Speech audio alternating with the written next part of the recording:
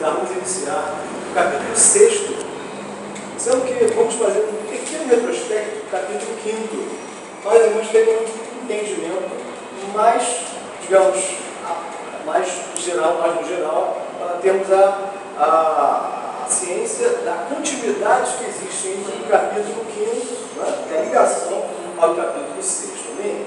Vamos lá. Capítulo 5, versículos 19 a 21, diz assim a palavra: Então os oficiais dos filhos de Israel viram-se em aflição, porquanto se dizia: nada diminuireis de vossos tijolos, da tarefa do dia, seu dia. Bom, aqui nós vimos anteriormente que estes oficiais foram aqueles colocados por Faraó, os filhos de Israel, sobre os filhos de Israel. Oficiais, autoridades. E as autoridades, nós vimos que não veio do Senhor, mas veio de Faraó. E esses oficiais, anteriormente, eles estavam ali sobre os filhos de Israel, mas eles não clamaram ao Senhor. Eles clamaram sim antes a Faraó. Não se atentaram para a bênção que é a dependência do Senhor de suas vidas, né? Mas eles fizeram simplesmente reclamar junto a Faraó naquela situação. Então nós vamos aqui que eles estavam em aflição. Estavam em aflição. E quem são, nos dias de hoje, esses oficiais? Nós vemos que a palavra de Deus não é estanque. Tudo aquilo que nós lemos no passado, a Bíblia diz que para o nosso ensino foi escrito. Então, a Bíblia, o Velho Testamento, são sombras dos bens futuros. Tudo aquilo que nós vemos no passado apontava para os nossos dias. Eram o quê? Sombras. Eram o quê? Profecias que deveriam se concretizar no Novo Testamento. E alguns até dizem que o Novo Testamento é o cumprimento do Velho Testamento. Os oficiais, portanto, eles representam alguém. Hoje, no seio dos filhos de Deus, estes oficiais, colocados não por Deus, mas por Faraó, estão sobre os filhos de Deus, os filhos de Israel. Só que esses oficiais não clamaram ao Senhor, mas clamaram a Faraó. Eles faltaram a eles o quê? O discernimento, né? O sentido de dependência de Deus. Foram reclamar a Faraó. E quem são esses oficiais hoje? Como autoridade que estão sobre os filhos de Deus, são aqueles que se dizem ou que são reconhecidos como pastores. Só que são os maus pastores. E vamos entender por quê? Vamos entender por quê. Viram-se em aflição. Estes maus pastores viram-se em aflição. Como dissemos que estas coisas que foram consignadas no Velho Testamento apontam para os nossos dias, esta aflição, nós observamos que se coaduna perfeitamente com a aflição deste período denominado por Jesus princípio de dores. Como lemos lá em Mateus 24, 8, nós observamos isto. Jesus disse, quando eles chegaram para o mestre, né, e perguntaram: Senhor, quais serão os sinais da tua vinda? Então ele começou a relatar: olha, haverá fomes, guerras, rumores de guerras, desamor, pais contra filhos, filhos contra pais, pestes, terremotos em vários lugares. Este é o período chamado princípio de dores. Jesus foi quem disse isso.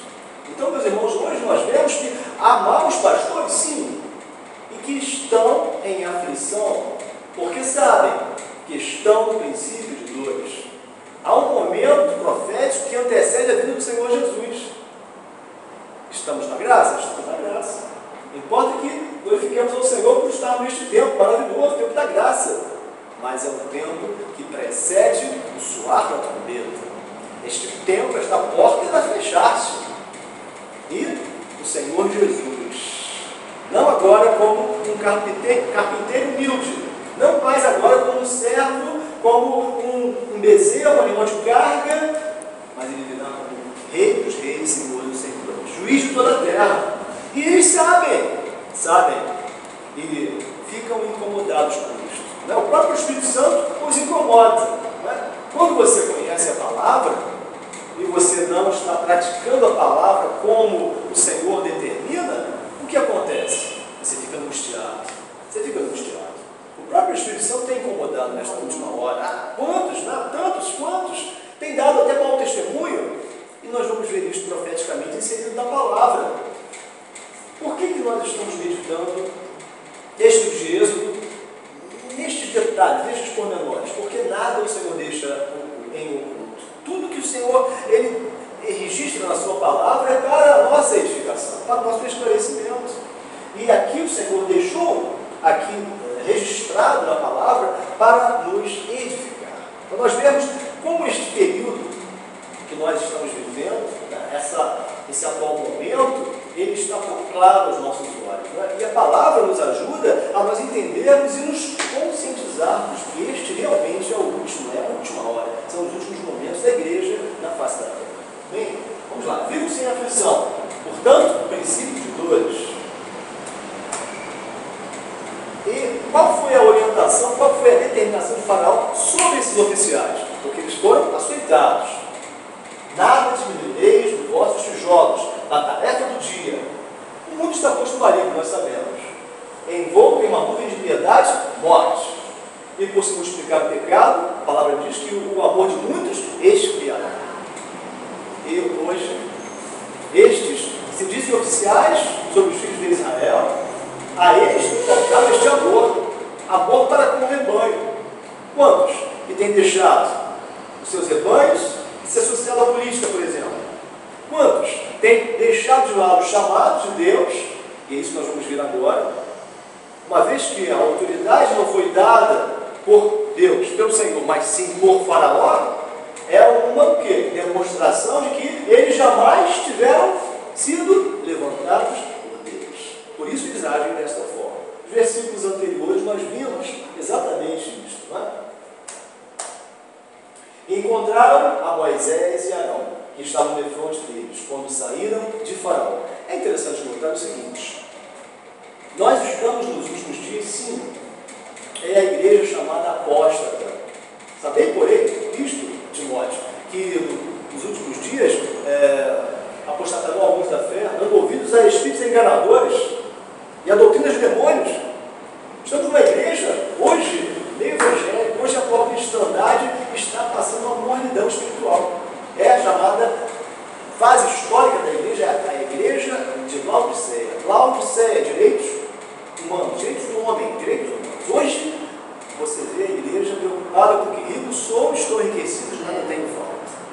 É o quê? É aquele que ouve as minhas palavras, mas não as pratica. É um evangelho distanciado do evangelho genuíno. É uma igreja morna. Entretanto, nós vemos que o Senhor, pela sua graça e pela sua misericórdia, Ele está à porta, batendo a esta igreja para que ela lhe abra. Eis que estou à porta e bato. Se alguém ouvir a minha voz e abrir a porta, eu entrarei em sua casa e cearei com ele e ele comigo. Aí, por isso nós vemos esta situação agora, a nova situação em relação a estes pastores. É curioso notar, meus irmãos, vejam bem. E encontraram a Moisés e Arão, que estavam defronte deles. Quando o quê? Quando saíram de Faraó. O Senhor espera que mesmo estes maus pastores, mesmo estes que ainda não estão praticando, ou passaram a não praticar a palavra, amornaram-se, na verdade, se tornaram mornos, saiam da presença de Faraó. Quando o homem deixar Faraó, como há um relato muito bonito nesse livro de Êxodo, dado momento, nós vamos chegar lá, quando Moisés diz assim para Faraó: nunca mais verei o teu rosto. O Senhor espera que todos nós cheguemos a esse ponto. Faraó, inimigo das nossas almas, nunca mais veremos, ou visualmente falando, nunca mais verei o teu rosto. Então, o Senhor espera que o homem se posicione a este ponto, né? Nunca mais verei o teu rosto. Saia da presença de Faraó. E quando o homem sai da presença de Faraó, ele encontra quem? Encontra com certeza quem? Moisés e Arão. Moisés, tipo do Redentor, do nosso Senhor Jesus maravilhoso, né? Aquele que nos libertou deste Egito, que é o mundo. E Arão nós vemos que temos, portanto, três pessoas aí, amém? Deus falando, Deus o Pai, então Moisés, o Filho, representando o Filho, Arão, a terceira pessoa, e a voz de Arão se fazia ouvir. Então hoje a voz de quem se faz ouvir? A voz do Espírito Santo. Pai, Filho e Espírito Santo. Hoje nós vemos, queridos, que realmente de uma forma clara, vemos a voz de Arão se fazendo ouvir, a palavra de Deus sendo falada e sendo divulgada, proclamada, disseminada pelo Espírito Santo. Hoje a palavra revelada entra nos lares, entra nos corações, e era exatamente isso que o Senhor esperava. Nós vemos aqui que quando saíram de Faraó, encontraram-se com Moisés e Arão. Hoje o Senhor ainda bate a porta do coração. Bate a porta do coração e fala: eis que estou à porta e bato. Se alguém ouvir a minha voz, a voz do Espírito, a palavra revelada. Então, importa que o homem que abra a porta do seu coração e deixe Jesus entrar, ouvindo a voz do Espírito. Este Espírito é Arão falando, não é o sumo sacerdote, hoje quem fala, convencendo o homem do pecado, da justiça e do juízo. E para isso é necessário que o homem, de fato, o que? Se humilhe, reconheça esse pecador. Olha, eu estou realmente, Senhor, eu conheço a tua palavra, mas não estou vivendo verdadeiramente esta palavra. É andar com Cristo, andou. Os que piamente querem viver em Cristo parecerão perseguições, sabendo que, ainda que o servo seja provado, seja perseguido, importa que ele que se mantenha fiel, perseverante. Então nós vemos aqui, meus irmãos, algo interessantíssimo. Ainda há esperança. O Senhor quer que o homem, ele realmente se reconheça dependente de Deus. Veja, olha, Senhor, eu realmente preciso me humilhar, eu preciso voltar ao primeiro amor, eu preciso me prostrar diante de Ti, reconhecendo que sem o Senhor eu não sou nada, eu não sou ninguém. O Senhor atende para nós. Então, voltaram-se para Moisés e Arão e disseram o quê? O Senhor atende sobre vós. E julgue isso. Eles sabem que o Senhor é o juiz de toda a terra. E porventura não fará justiça ao juiz de toda a terra? Está escrito isso lá em Gênesis 18, 25. Fizeste o nosso cheiro repelente diante de Faraó e diante de seus servos. Vejam bem, eles agora, em vez de voltarem-se para Moisés e Arão, no sentido de reconhecerem, olha, Moisés, Arão, nós, em vez de buscarmos ao Senhor, buscarmos a tua direção, Moisés, a tua direção, Arão, nós buscamos a Faraó. Não, pelo contrário, eles ainda culpam a Moisés e Arão. É a velha transferência de culpa, a mulher que tu me deste.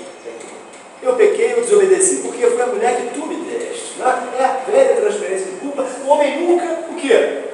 Admitindo o seu estado de distanciamento da presença de Deus. Então nós vemos aqui que são, na verdade, o quê? Traidores, obstinados, orgulhosos. Diz lá em 2 Timóteo 3,4. E ainda culparam Moisés, dizendo: olha, o nosso cheiro está, nós estamos repelentes à presença de Faraó. O Faraó está nos vendo como aqueles que não estão sendo agradáveis a ele, mostrando o quê? Que na verdade eles não queriam agradar ao Senhor, queriam agradar a Faraó, queriam estar o quê? Agradáveis a Faraó. Vejam bem, meus irmãos, hoje temos, infelizmente, este triste quadro. Pessoas mais preocupadas em serem vistas pelo mundo, agradando ao mundo. Aquela imagem agradável ao mundo. O que a palavra diz? Que nós estamos no mundo, mas não somos do mundo. E nós, o servo do Senhor, ele tem que agradar a quem? Ao seu Senhor. Muitas vezes, até em desagradando aqueles que estão ao seu redor, na verdade, como os servos, os apóstolos disseram, mais vale o quê? Agradar a Deus do que aos homens. Mais vale obedecer a Deus do que aos homens. Mas aqui não. Aqui ocorre o oposto. Eles queriam agradar a Faraó. Queriam ser agradáveis, cheirosos a Faraó. O cheiro aqui, no caso, seria até a sua presença, aceita, admitida por Faraó. Então eles ainda colocam, uma agravante nessa situação. Eles fazem o quê? Dando-lhes a espada nas mãos para nos matar. Moisés, Arão, vocês deram a Faraó a espada, a mão deles para os seus servos para nos matarem. Vejam bem, a espada do Espírito que estaria passando da mão de Moisés para Faraó, é a espada e a palavra de Deus. Hoje, o entendimento deste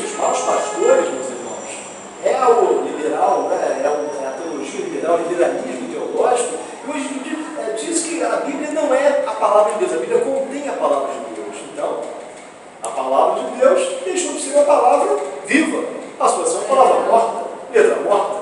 E se é letra morta, não dá vida, dá morte. Porque com esta palavra, olha, esta palavra está nas mãos de Faraó para nos matar. Meus queridos, nós vemos aqui algo interessante.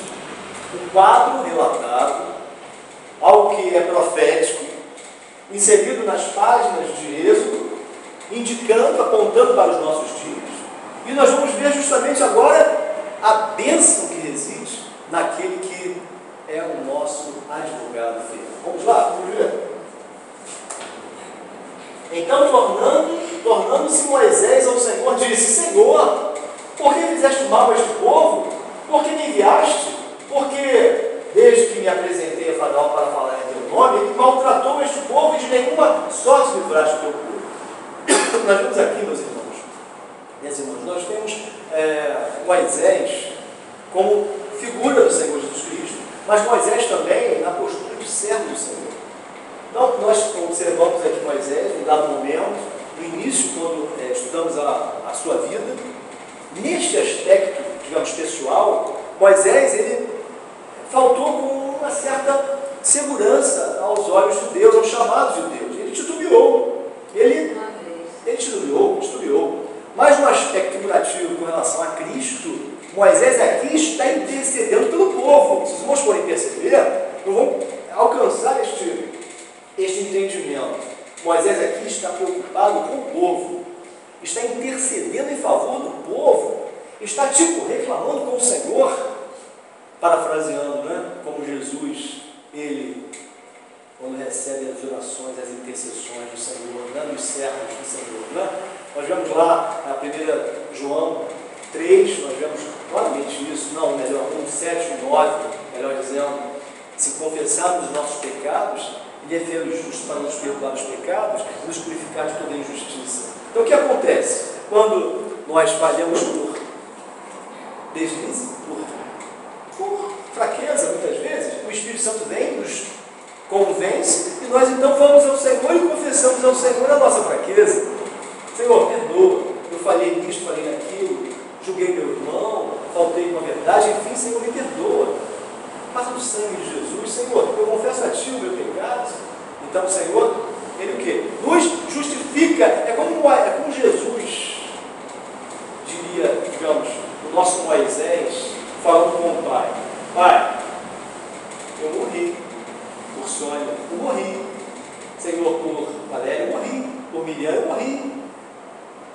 Por Jandira, obrigado. Por Jandira, eu morri pelas tuas servas, Senhor. Elas estão confessando a mim os seus pecados, estão clamando pelo poder do sangue do teu filho. Eu derramei na cruz por elas, olha as minhas mãos vazadas, ao meu lado, Senhor. O Senhor vertiu o sangue por elas, Senhor. O teu povo, é a mesma coisa, meus irmãos, é intercessão, é Jesus intercedendo, Moisés intercedendo aqui, é Jesus intercedendo por nós como nosso advogado. Filhinho, não quero que pequeis, mas se pecardes, tendes um advogado junto ao Pai. Jesus é o nosso advogado. Então nós vemos aqui algo maravilhoso, intercedendo por nós.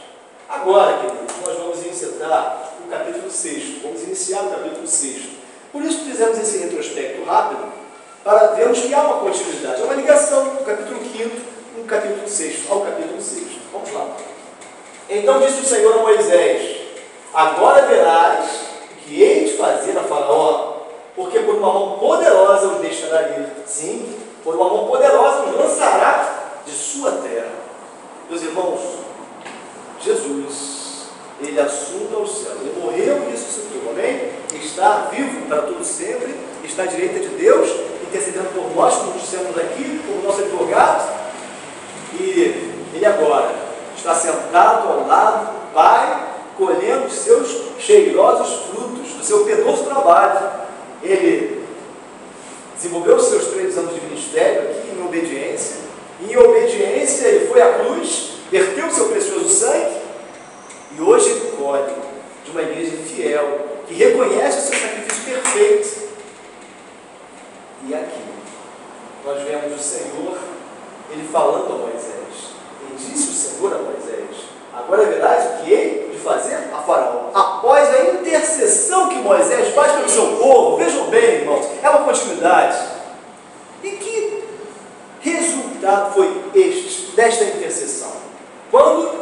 Moisés intercede pelo povo. O Senhor diz assim a Moisés: Moisés, agora verás o que eu farei com o faraó.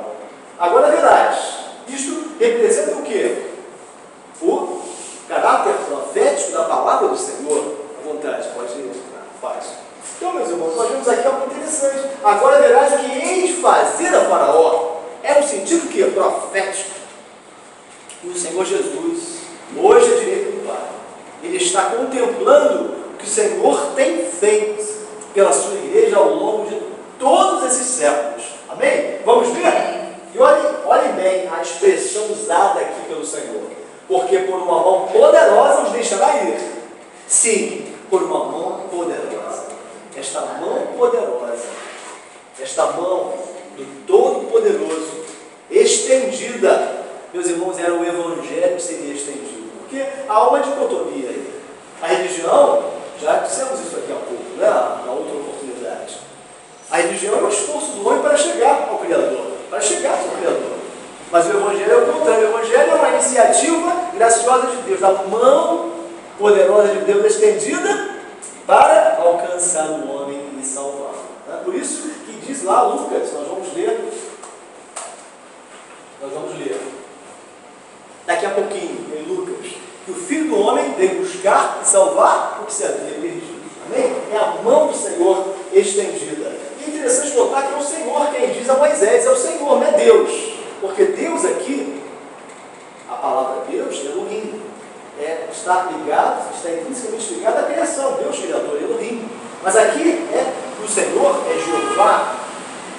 Os irmãos vão perceber quando o Senhor cria o homem, Ele cria o homem e se revela não como Deus Elohim, mas como Senhor, Jeová. É um Deus agora que está não apenas voltado para a criação, para o mundo, mas para a criatura que foi criada, que foi feita para o louvor da sua glória. É um Deus, portanto, que interage com o homem.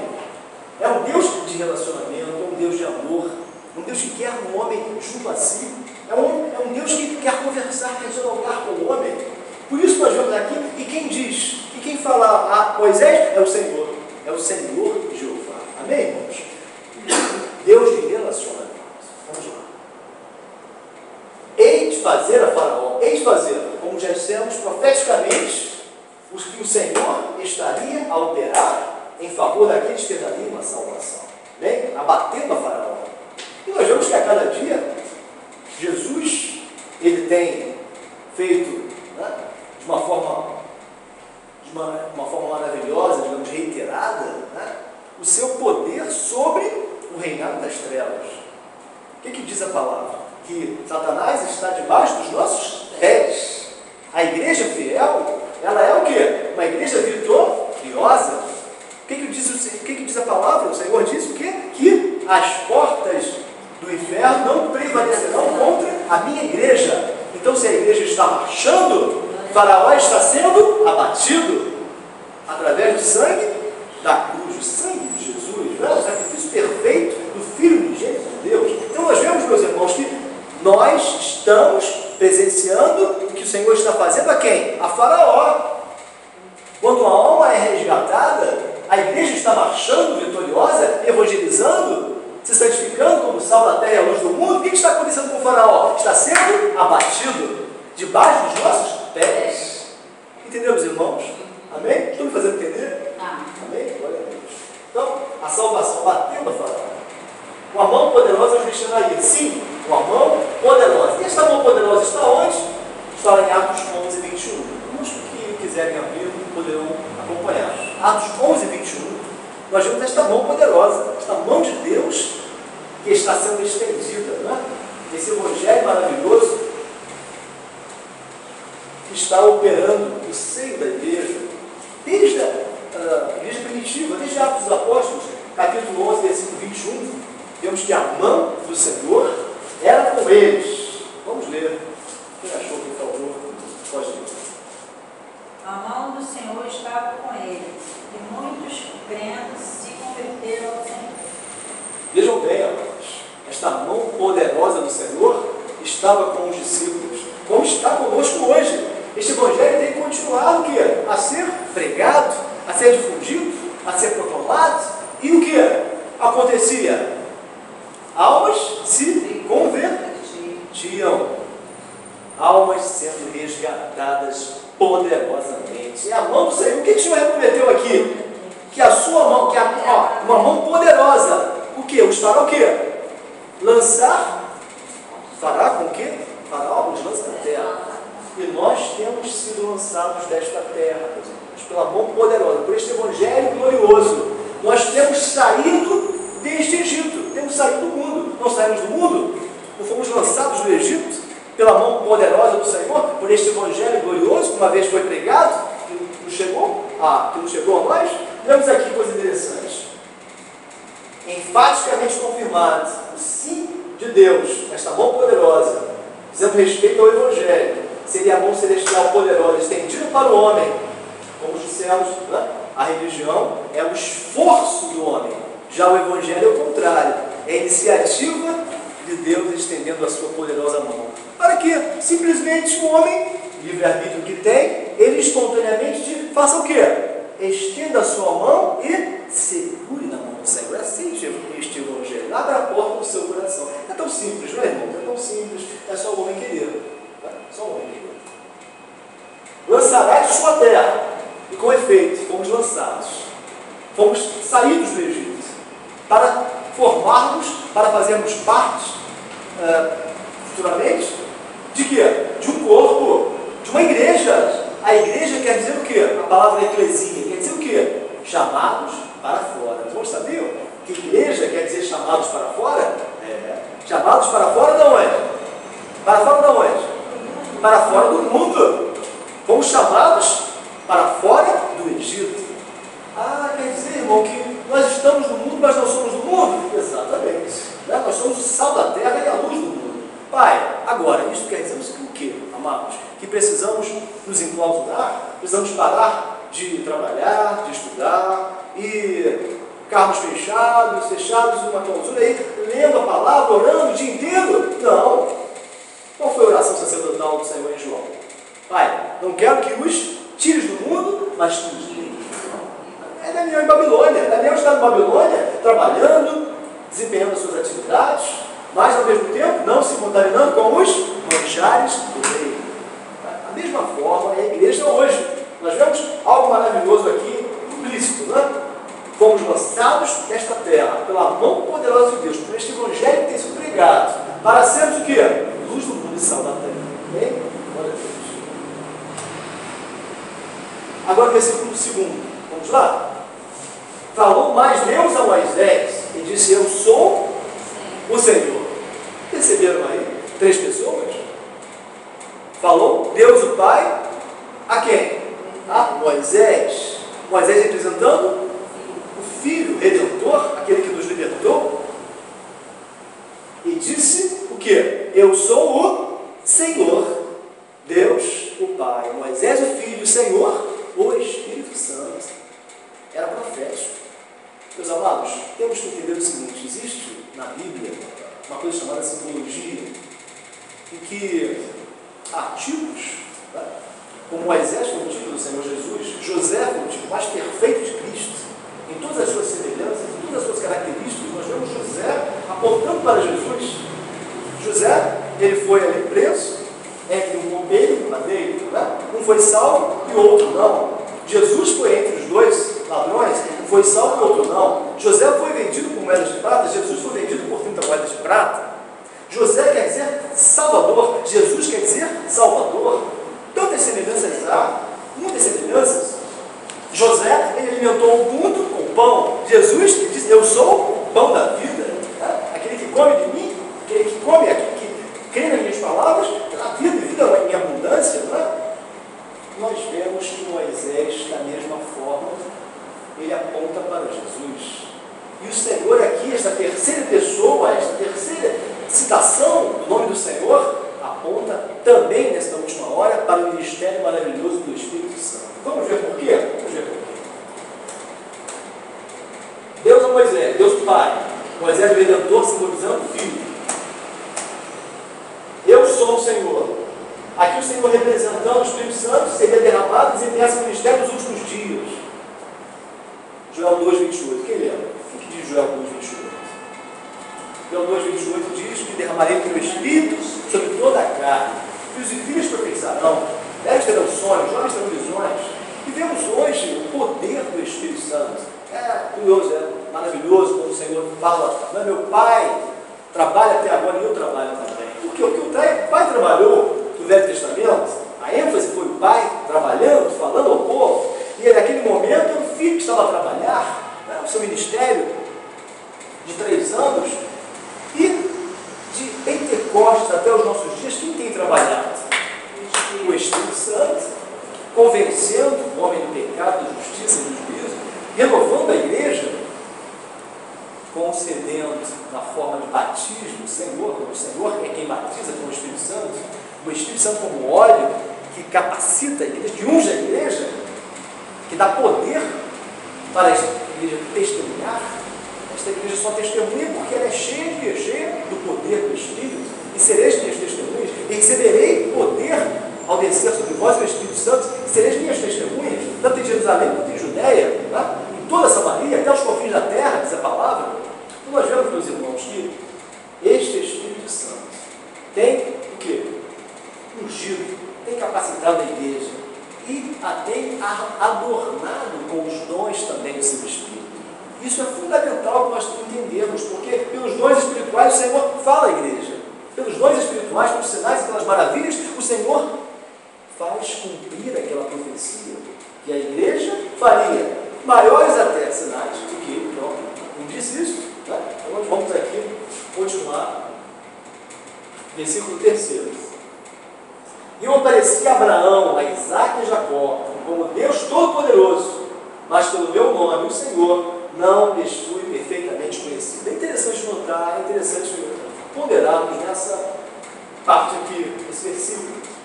Quando o Senhor aparece a Abraão, a Isaque e a Jacó, como Deus Todo-Poderoso. Deus Todo-Poderoso, no hebraico, é El Shaddai. É Deus Todo-Poderoso, todo-suficiente. Aquele que supre as nossas necessidades. Como supriu, mas supriu, né, de Abraão. Vamos lá ver o texto? Gênesis 17, 1. Quem achou, quem achar, por favor, pode ler. Antes do Deus Todo-Poderoso. Antes. Aos pais. Abraão, Isaque e Jacó. Gênesis 17, 1. Por favor. Sendo, pois, Abraão da idade de 99 anos, apareceu o Senhor a Abraão e disse: Eu sou o Deus Todo-Poderoso. Anda em minha presença e ser perfeito. Anda em minha presença e ser perfeito.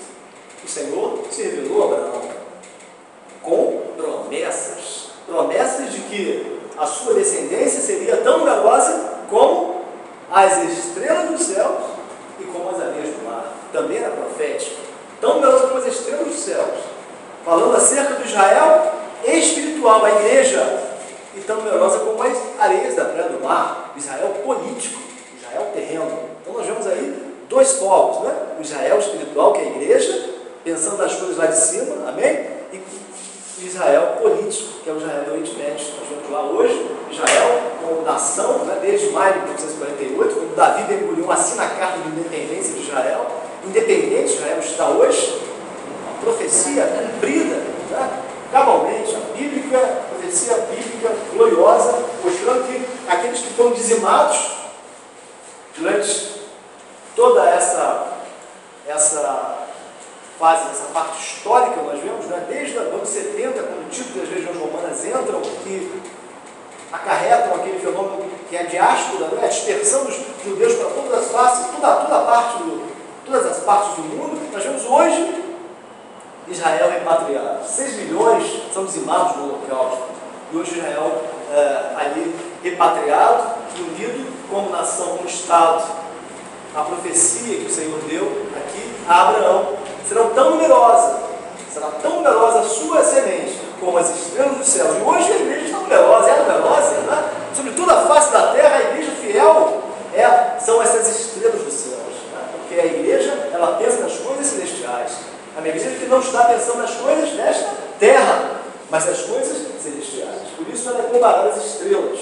E é interessante, meus queridos, que até neste momento o Senhor se revela a Abraão, mostrando a sua digamos, o seu poder supridor, um Deus provedor, um Deus El Shaddai, todo-poderoso, que podia suprir suas necessidades, mas ainda não revelado como Deus que daria experiências de livramento ao seu povo.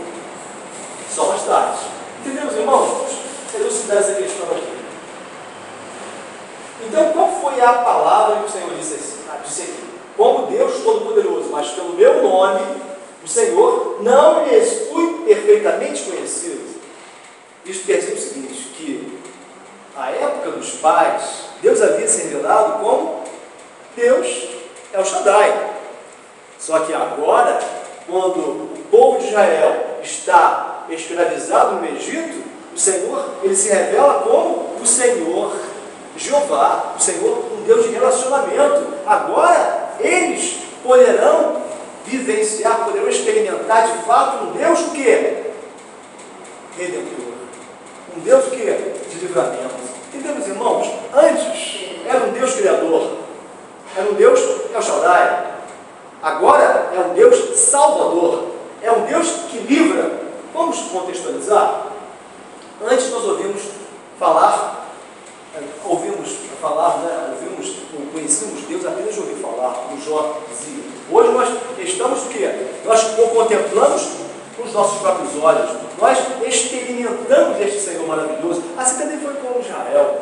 Israel agora podia dizer, não podia dizer, agora nós sabemos quem é o Senhor, porque estávamos debaixo das carnes de Faraó e hoje nós somos libertos com conforto e braço estendido. Hoje, querido, hoje, meu irmão, você pode dizer o quê? Eu sei em quem tenho crido, que é poderoso para guardar o meu tesouro até o dia final. Né? Olha, eu não mais vivo, mas Cristo vive em mim. Estou crucificado com Cristo, a vida que vivo na carne, vivo na fé do Filho de Deus. Eu sei, eu tenho convicção da minha vida em abundância com Jesus. Não apenas de ouvir falar. Então aqui, meus irmãos, anteriormente, vemos Deus falando a Abraão apenas na suficiência, apenas no suprir das suas necessidades. Agora o Senhor se revela como o Senhor Jeová, um Deus que interage com o homem, um Deus que se revela pelo seu poder e pelo seu amor. Me fiz entender? Está claro? Por isso ele disse aqui, mas pelo meu nome, Senhor, o Senhor, não lhes fui perfeitamente conhecido. Perceberam a explicação? Por isso que ele disse, porque antes eu havia me revelado a Deus, Abraão, Isaac e Jacó, como Deus Elohim, como Deus El Shaddai, melhor dizendo. E não lhes fui, ou não lhes fora, né, conhecido perfeitamente como o Senhor, o meu nome, o Senhor. E aqui sim, aqui ele se revela como Senhor. Vamos lá esclarecer mais ainda, ilustrar mais ainda esta passagem, que é muito linda. Vamos abrir em Êxodo capítulo 3, versículo 15. Os irmãos talvez agora entendam até mais claramente. Êxodo capítulo 3, versículo 15. Sem problemas. Mas está pesado. Amém. Aí minha irmã, pera aqui, nós vamos colocar. Êxodo capítulo, vamos ver. Vamos ver. Pode ler, por favor. Disse Deus então a Moisés: assim tiveram os filhos de Israel, o Senhor, o Deus de nossos pais, o Deus de Abraão, o Deus de Isaac e o Deus de Jacó, me enviou a vós outros. Este é o meu nome eternamente, e assim serei lembrado de geração em geração. Vamos, coisa interessante. Vamos reler o texto. Diz assim a palavra. Disse Deus ainda a Moisés. Assim dirás aos filhos de Israel: o Senhor, o Deus de vossos pais, o Deus de Abraão, o Deus de Isaac, Deus de Jacó. Vamos ponderar, vamos meditar, refletir nesta passagem. Qual foi a palavra que o Senhor falou a Moisés? Assim dirás aos filhos de Israel: o Senhor, Jeová, Deus de relacionamento, quem é o Deus de vossos pais, o Deus de Abraão, o Deus de Isaac, o Deus de Jacó. Deus aqui quantas vezes vezes, hein? 4 vezes. O número 4 na palavra de Deus fala de evangelho. Os 4 evangelhos. O Senhor estava mostrando aqui o seguinte: o Senhor, ele se faria conhecer pelo evangelho. Louvado seja Deus. Pelo evangelho. Porque aqui confirma-se este entendimento.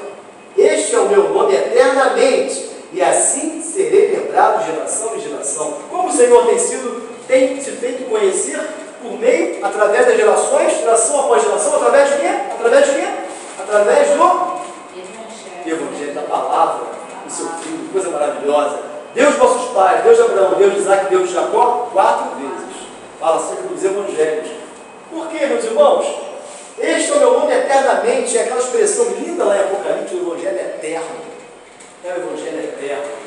Seu tataravô, seu bisavô, seu avô, os meus, ouviram esta palavra. Tiveram a oportunidade de ouvir esta palavra, de conhecer este Senhor, por meio de quem? Por meio do Evangelho eterno, da palavra do Senhor. Bem, isso mostrando que Deus, ele queria se fazer conhecer de uma forma o que? Mais direta. É a mão poderosa do Senhor estendida, né? O Evangelho estendido. Então nós vamos continuar. Versículo 4 diz assim: e também estabeleci a minha aliança com eles, para dar-lhes a terra de Canaã, a terra de suas peregrinações, na qual foram peregrinos. Deus é um Senhor maravilhoso, é um Senhor de aliança, é um Senhor fiel, é um Senhor que estabelece conosco a sua aliança e dela não se esquece, não se esquece jamais. Vemos essa aliança. Que aliança foi esta? Alguém se lembra?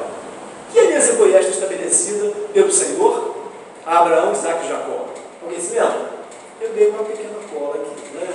Está lá em Gênesis, capítulo 17, versículo 10. Vamos ler acerca desta aliança linda, profunda, que nos fala acerca daquilo que o Senhor iria realizar mais adiante. Não dissemos há pouco que todas as coisas que foram escritas para o nosso ensino foram escritas?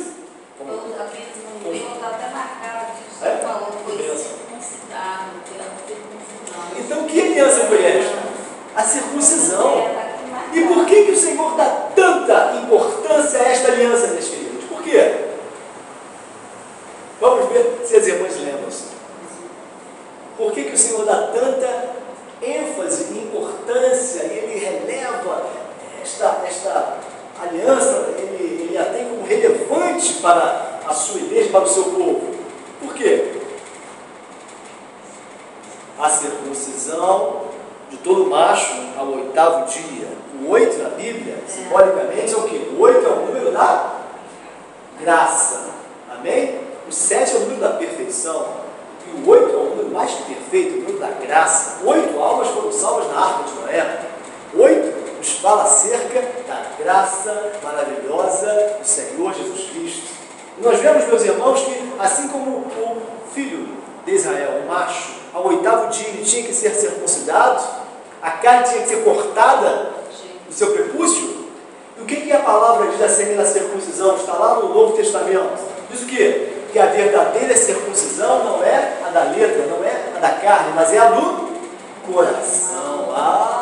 Então eu estou entendendo agora, irmão. Quer dizer que esta aliança que o Senhor disse era consubstanciada naquelas palavras: filho meu, dá-me o teu coração. Filho meu, dá-me o teu coração. Filho meu, ele não diz: filho meu, dá-me o seu dinheiro. Filho meu, dá-me o seu emprego. Filho meu, não. Ele: dá-me o teu coração. Eis que estou à porta e bato. Se alguém ouvir a minha voz e abrir a porta do seu coração, entrarei em sua casa, serei com ele e ele comigo. Então a verdadeira circuncisão, meus queridos, é a verdadeira aliança, é aquela que o homem aceita e se deixa selar por este Espírito Santo maravilhoso, quando abre o seu coração para Jesus entrar e permite que ele o quê? Escreva a sua lei nas tábuas de carne do seu coração. Aí você corta a carne, aí a carne é cortada e você passa a andar o quê? Em Espírito. Andar em Espírito. E assim jamais cumprireis a concupiscência da carne. Porque aquele que anda na carne, não faz, os que andam na carne não fazem a vontade de Deus, não é agrado por Deus, né?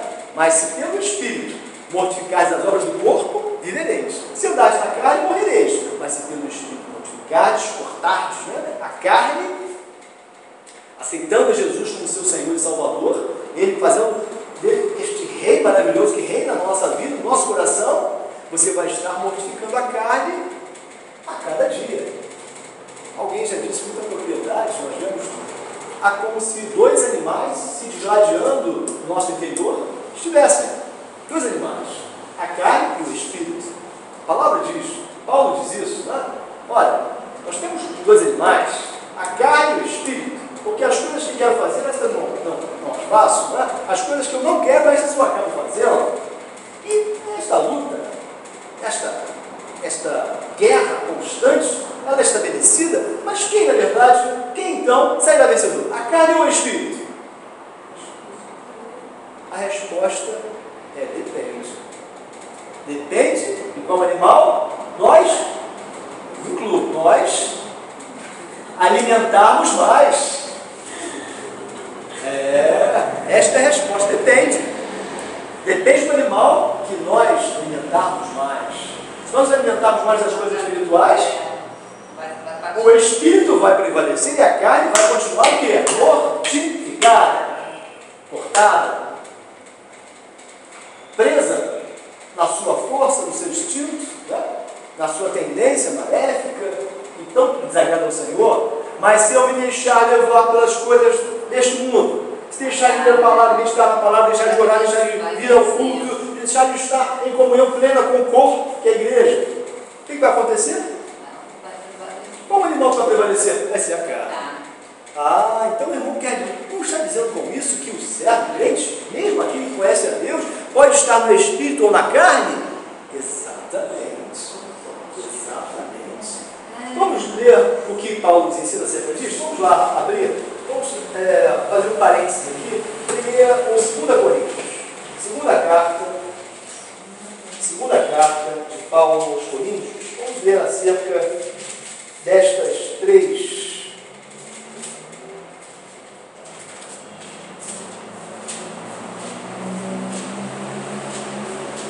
melhor dizendo, primeira aos Coríntios, melhor dizendo, primeira aos Coríntios, capítulo 2, versos 14, 15 e capítulo 3, versos de 2 a 4. Meus irmãos, nesse trecho que nós citamos aqui, temos os três tipos de homens. Três tipos de homens. Vamos ver? O homem natural, versículo 14, do capítulo 2 de 1 aos Coríntios. Este homem natural, que não aceita as coisas do Espírito de Deus, porque são loucura, e não pode entendê-las, porque elas se discernem o quê? Espiritualmente. Este é um tipo de homem, aos olhos de Deus. É o homem natural, é o homem que não tem ainda o novo na semelhança, que não nasceu de novo, que não aceitou a Cristo, que não deixou o quê? Jesus entrar no seu coração e reinar como Rei dos Reis e Senhor dos Senhores. Vamos ver o segundo homem. O segundo tipo de homem aos olhos de Deus é o versículo de número 15. Porém, o homem espiritual julga todas as coisas, mas ele mesmo não é julgado por ninguém. Este homem espiritual é o homem que acabou de dizer aqui. É o servo de Deus cheio do Espírito. Então eu estou entendendo agora.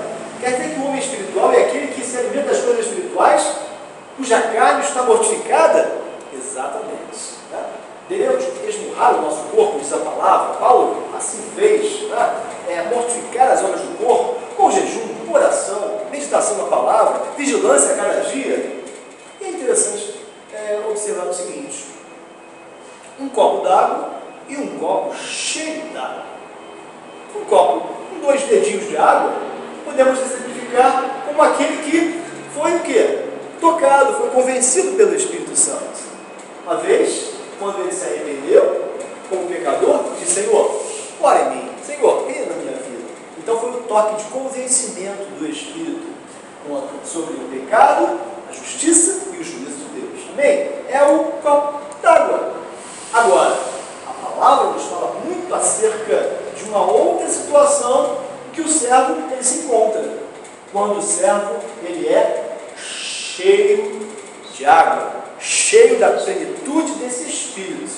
Certa feita, João Batista disse assim: olha, eu vos batizo com água para o arrependimento, mas outro virá após mim, do qual não sou digno de desatar as correias das alparcas. Ele vos batizará com o Espírito Santo e com fogo.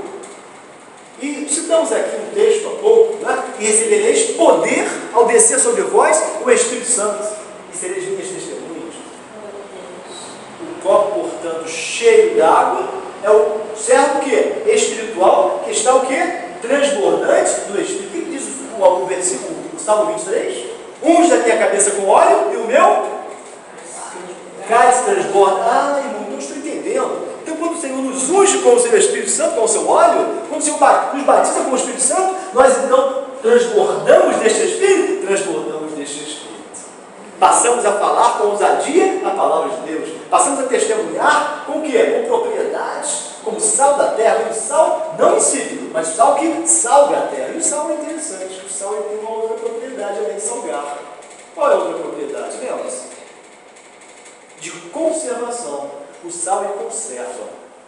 E já dissemos isso uma vez, né? Aqui.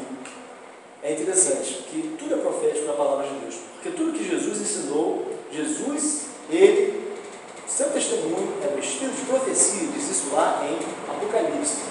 E quando Jesus disse: vós sois o sal da terra e a luz do mundo, ele disse ainda uma outra coisa muito séria.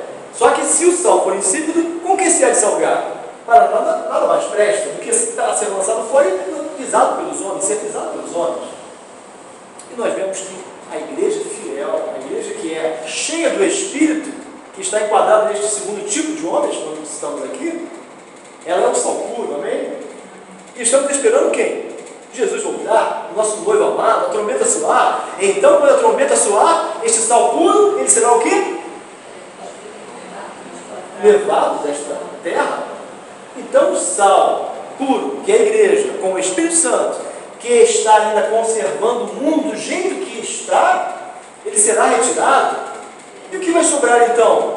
Vai sobrar uma outra igreja. A igreja que conhece, que ouve as minhas palavras e não as pratica. Será o sal insípido. E o sal insípido, assim como a mulher de Ló olhou para trás e ficou convertido numa estátua de sal, esta igreja infiel, ela será o quê? O sal insípido esquecido, deixado para aqui, por esta terra, e será pisado pelos homens.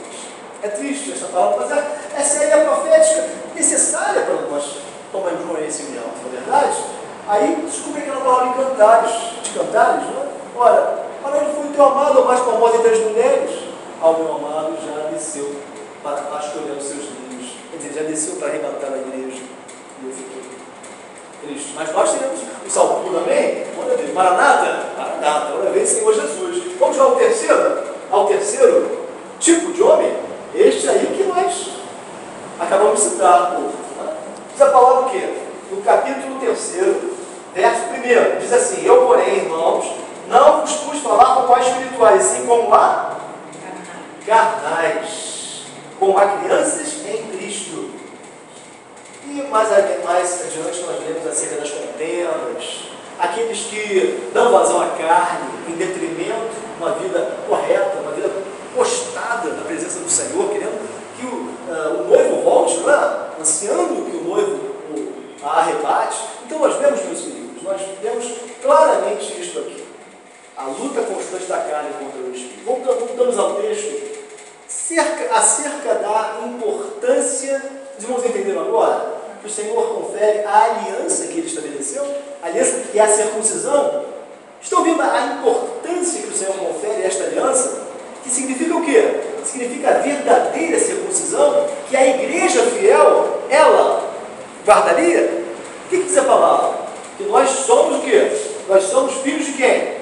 Porque somos pela fé. Nós aceitamos a Deus, aceitamos a Cristo pela fé. Nós somos, portanto, também filhos de Abraão.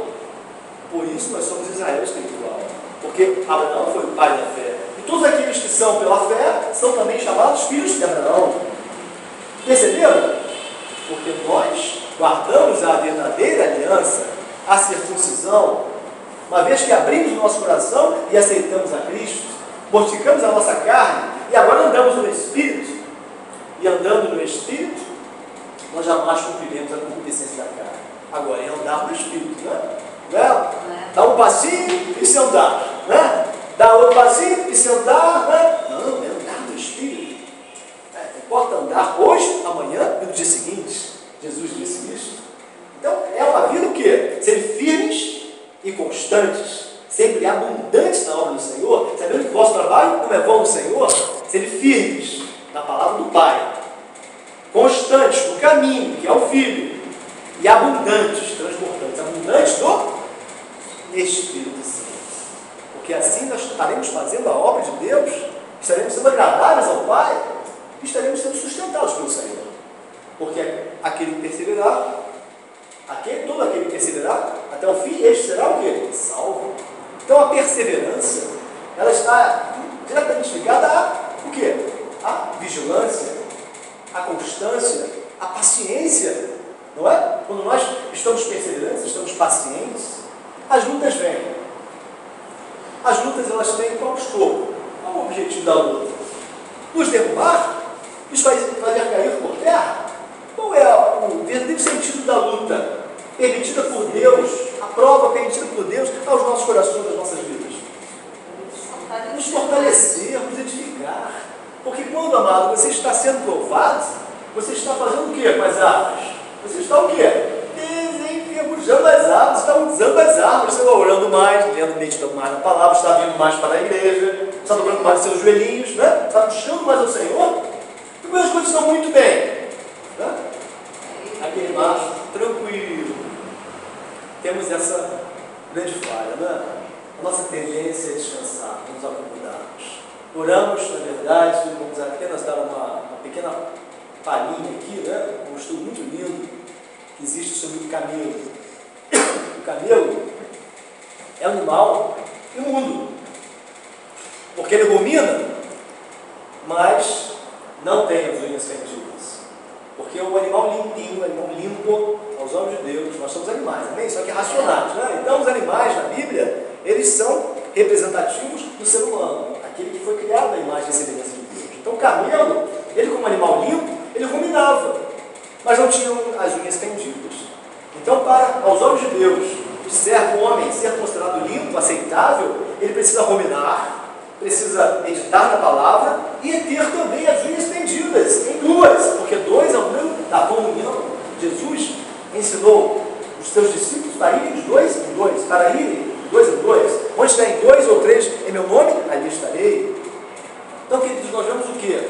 Que o servo, o homem, ele pode até ruminar, pode até conhecer a palavra, mas se a sua pegada não for de unhas fendidas em duas, não for na comunhão, não deixar uma boa marca por onde quer que ele ande, ele não será considerado o quê? Um animal limpo, será imundo. E sabe também qual outra característica do camelo? Por ele ser um animal imundo, quando a carga se fazia pesada no deserto, ele tinha a capacidade de fazer, sabe o quê? Continuar a jornada, mas de joelhos. De joelhos, de joelhinhos. A carga pesada, sentia a carga pesada na aldraba, na corcova, ele então fazia o quê? Ele continuava a jornada de joelhos. É aquele crente que conhece a palavra, não dá um bom testemunho e só ora quando a carga está pesada. Quando a coisa vai mal, quando as coisas estão realmente ruins, né? Estão avessas, né? Estão contrárias à vontade dele, enfim, aí ele começa a murmurar, Senhor, tem misericórdia, aí ele vai para o joelho. Nós não podemos seguir o anti-exemplo do camelo, não. Precisamos, sim, né? Mas o que a palavra diz no Salmo 1? Bem-aventurado, feliz o homem que não anda segundo o conselho dos ímpios, nem se detém no caminho dos pecadores, nem se assenta na roda dos escarnecedores, eles têm o seu